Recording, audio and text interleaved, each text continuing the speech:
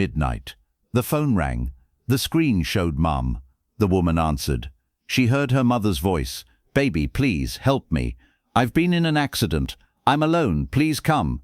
The woman jumped in her car, drove to the address her mother gave. Empty parking lot. Nobody there. No mother. Her mother was at home, sleeping. She never called. That night, the woman disappeared. Never found again. 2024, Portland. 7 people vanished in 8 months. All after receiving midnight phone calls. All heard their loved ones' voices. Mother, daughter, husband, sister. All rushed to help. None returned. Police thought it was a prank at first. Wrong number. Imagination, they said. But as the missing count grew, the horrifying truth emerged. The voices on the phone were real. Completely real. Unique as fingerprints. Voice analysis showed 99.7% match. But those people never made the calls. When David Harrington investigated, Sam Reeves discovered something incredible. Cloning a voice required only 3 seconds of audio. 3 seconds. A social media video. A voicemail. A phone conversation. The killer, before calling the victims, had stolen their loved ones' voices with artificial intelligence. A perfect copy. Emotion, tone, even breathing patterns were identical. And the most terrifying part, on the last victim's phone recording, the killer was heard saying something, in her mother's voice, "I love you, baby. You won't suffer anymore." The real question was, if the killer can clone anyone's voice in the world, could the next caller be you? When the phone rang at midnight, the woman was in deep sleep. She looked at the screen. "Mum," it said. Her heart raced. Her mother never called at this hour. Something must have happened. She answered. "Mum, are you okay?" Her mother's voice came through. Broken, scared, in pain. "Baby, please, help me. I've been in an accident. My car went off the road. I'm losing so much blood. Please come. No one's here. Just you. Please." The woman jumped out of bed, got dressed, grabbed her keys. "Mum, stay calm. Where are you? Give me the address." Her mother's voice continued, trembling. "Oak Street, near the old shipyard. Please hurry. It's so cold, so dark. I'm scared, baby." The woman jumped in her car, driving alone through Portland's midnight streets, the phone still connected. She could hear her mother's breathing, weak, irregular. "Mum, hold on, I'm coming. Did you call an ambulance?" "The phone's not working. I could only reach you. Please, hurry." 15 minutes later, the woman arrived at Oak Street, an empty parking lot, the old shipyard building, dark, silent, nobody there. She got out of the car, looked around. "Mum, Mum, where are you?" Silence. She pulled out her phone. The connection was still active. "Mum, can you hear me?" The line went dead. At that moment she heard a sound from behind. Footsteps. She turned. Then, darkness. The woman was never seen again. The Portland Police Department initially classified the woman's disappearance as a runaway case. An adult woman got in her car of her own free will. Nobody forced her, but her mother insisted. "My daughter didn't call me. I was home that night, sleeping. I made no calls." Police checked the mother's phone. It was true. No outgoing calls that night. "Maybe she called from another phone," the detective said. "I don't have another phone. And why would I send my daughter to the old shipyard? I don't even know that place." The detective scratched his head. It was strange, but they had priorities. The woman was an adult. Maybe she ran off with a boyfriend. Maybe she had debts. People disappeared. 2 weeks later, another person vanished, this time a young man, 28 years old, left home at midnight, never returned. His family said his sister called, asked for help. He rushed to her. Police questioned the sister. The sister answered in tears. "I didn't call. I was home that night. I didn't even talk to my brother." Phone records were checked. The sister truly hadn't called, but the man's phone showed a record. Incoming call at 11:47 p.m. His sister's number, 8 minutes and 34 seconds. The detective requested the audio recording. The phone company pulled it up. They listened. It was the sister's voice. Definitely her voice. "Brother, please, someone's following me. I'm scared. Please come get me. I'm at Marine Park. Please don't leave me alone." The man had immediately gotten in his car, driven to Marine Park, and disappeared. When the sister heard her own voice in the recording, she fainted. "That's me. That's my voice. But I never said those words. I was home that night. How is this possible?" The police officer couldn't answer. The third victim came a month later, then the fourth, then the fifth. In 8 months, 7 people disappeared. All received midnight phone calls. All heard their loved ones' voices. All rushed to help. None returned. And in all cases, the same strange truth. The caller never called. The 7th victim's family no longer trusted the police. A friend mentioned David Harrington. If the police can't solve it, maybe he can. When David arrived in Portland, he reviewed the files. 7 victims, 7 phone calls, all at midnight, all loved ones' voices, and all missing. David called Marcus Chen and Sam Reeves. Marcus would do psychological profiling. Sam would analyze the voice recordings. At the first meeting, David asked, "So what's the common thread?" Marcus answered, "Emotional manipulation. The killer is hitting victims at their weakest point, the instinct to protect loved ones. Your mother calls. Your sister needs help. Your spouse had an accident. People run without thinking." Sam added, "But how? How can they do such perfect voice imitation? This is something even professional voice actors couldn't do." David handed Sam the voice recordings from the file. "Analyze these. Every detail. Breathing, pauses, background sounds, everything." Sam returned to her lab. For 3 days she listened to the recordings, spectrogram analysis, frequency examination, tone curve, everything. And then she found it. "David," she said on the phone, her voice excited, "these are real voices. I mean, real people's voices. But what? But they're generated by artificial intelligence." "Silence. What do you mean?" Sam explained. "Voice cloning technology. AI voice cloning. You take 3 seconds of someone's voice recording, upload it to AI, and you can make that person's voice say anything you want. Emotion, tone, accent, breathing, everything is copied. Over 99% similarity." David's mind raced. So the killer found recordings of the victim's loved ones somewhere and cloned them with AI. "Yes, and then used those voices to call the victims," Marcus interjected. "But where did they get the voices? Don't they need to be with people to record them?" Sam shook her head. "No, the internet is enough. Social media videos, TikTok, Instagram, YouTube, even voicemails. If someone left a hello voicemail on your phone, those 3 seconds are enough." David realized a chilling truth. So anyone could be a target. Anyone whose voice is on the internet. Yes, Marcus Chen began working on the psychological profile. Serial killers generally followed a pattern, a reason, a motivation. This killer, Marcus said, isn't killing the victims. Kidnapping them. Why? David asked. No bodies were found? No. 7 victims. None of their bodies discovered. As if they vanished. Marcus looked at his notes. There's no common link among the victims.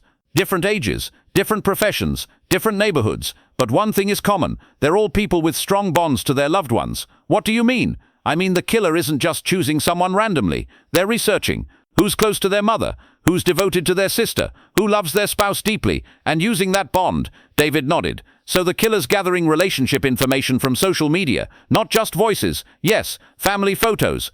Breakfast with mom posts. Met up with my sister stories. The killer is learning who values whom, and then using that person's voice, Sam added. And the most terrifying part, when victims hear that voice, they don't doubt it at all, because the voice is 99% identical. Emotion, tone, everything matches. Marcus continued. Psychologically, this is the perfect trap. Humanity's deepest instinct, protecting loved ones. The killer is using that instinct as a weapon. David asked, so what does the killer do with the victims after kidnapping them? Marcus fell silent, then said, I don't know, but on the last victim's phone recording, the killer said something. I love you, baby, you won't suffer anymore. What does that mean? It means the killer thinks they're saving the victims, saving them from pain, from the world, from relationships, in a twisted way, sees themselves as a savior. David sighed. So a mission-oriented killer, yes, and these types of killers, they don't stop, not until they're stopped. Sam analyzed the voice recordings more deeply. Even if they were generated by AI,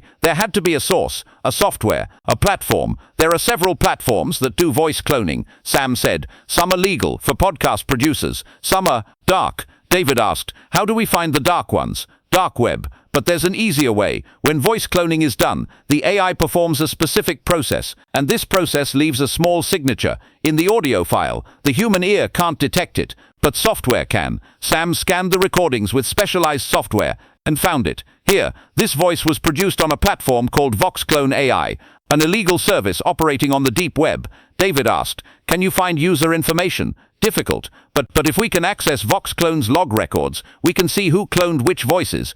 Elena Cortez stepped in. She was an expert in digital tracking. She entered the dark web, found VoxClone, and discovered a security vulnerability. 3 days later, Elena accessed the database. Found it, she said. In the last 8 months, a single user cloned 47 different voices, and 7 of these voices belonged to the victim's loved ones. David asked, "Is there a user identity?" "No, anonymous, but payment was made. Bitcoin, and the Bitcoin wallet address is traceable." They followed the Bitcoin trail. It led to an exchange account. The exchange account was linked to a bank account, and the bank account, a name came up. Name, Ethan Voss, 34 years old, lives in Portland. Occupation, sound engineer. David, Marcus and Sam researched Ethan's background. 10 years ago, Ethan's wife and daughter had died in a car accident. Ethan was home that night. His wife called him, asked for help, but Ethan didn't look at his phone. He was working, busy. By the time he saw the phone, it was too late. His wife and daughter had died at the scene. From that day on, Ethan withdrew from life. Guilt, regret, the thought, if I had just looked at the phone, maybe I could have saved them, consumed him. Marcus analyzed. This is the killer's motivation. He couldn't save his loved ones. Now he's saving others. With twisted logic, he's taking them from the world and putting them in a safe place. David asked, "So where are the victims?" "I don't know, but isolated, somewhere nobody knows about." They searched Ethan's property records. He had a house in Portland, but small, single story, not enough to hide 7 people. Elena found Ethan's old records. 5 years ago, he'd purchased land in a rural area outside Portland.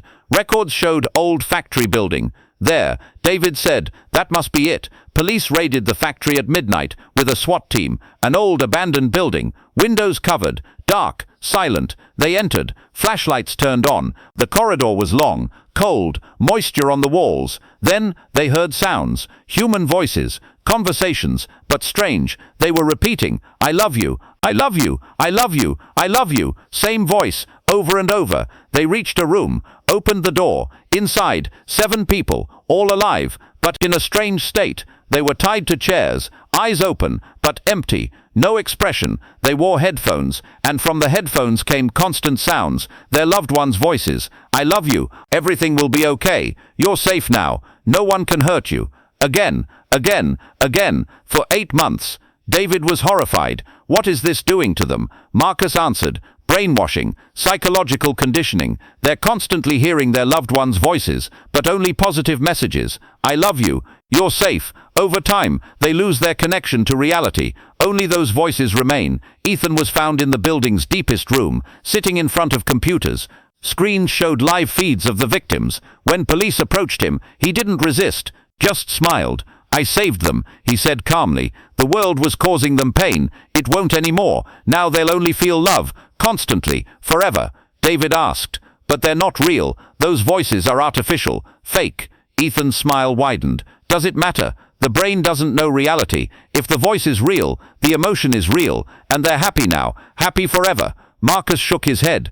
This man is trying to compensate for his own guilt by saving others, but he's destroying them. The victims were taken to the hospital. For 8 months they'd listened to the same voices continuously. Their brains were damaged. Some couldn't speak. Some didn't recognize their families. One victim could only say one thing to the doctor: "Mum, where's Mum?" Doctors brought her mother, her real mother, alive, warm, loving, but the victim showed no reaction, only asked for her headphones. "My mother's voice was in the headphones. I want it back." The real mother cried, because her daughter no longer recognized her, only recognized the artificial voice. Ethan Voss was tried in court, found guilty of kidnapping 7 people, psychological torture, sentenced to life in prison. But the victims never fully recovered. Therapists worked for years, but once the brain is conditioned, reversing it is very difficult. One victim tried living with family, but when the phone rang at midnight, she had a panic attack. "No, no, please, not that voice, not that voice."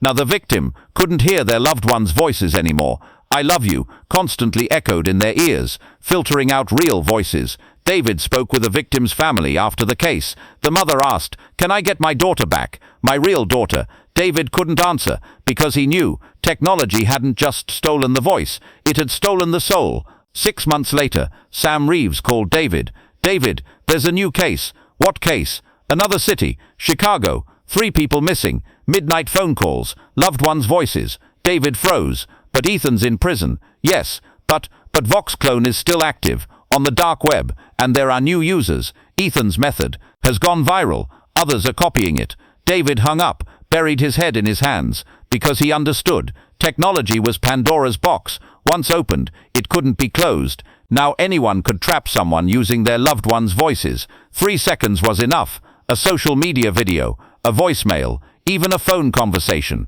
And the most terrifying truth, the next caller could be you. But you weren't calling. AI was calling, with your voice. On a cold Portland night, thousands of phones quietly charged. Screens were dark, but inside were voices. Cloned voices, recorded voices, waiting voices. And at midnight, someone would call, with the voice of someone you love, but that person wouldn't be the one calling. The end.